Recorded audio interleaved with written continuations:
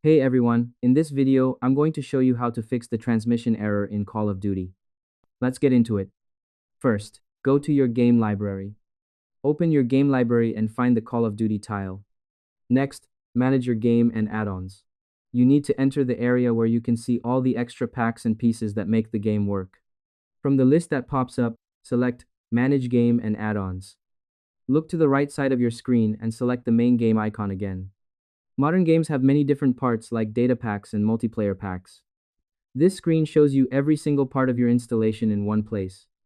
Next, access internal storage management. Now you need to find where the files are actually sitting inside your console's memory.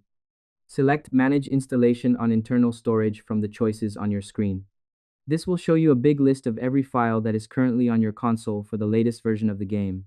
By looking at the internal storage, you can see if some parts of the game are missing, or if they are taking up too much room, before you can move your data to a new spot. Select all the files and data packs in the list and choose the option to move them all into external storage. And that's it.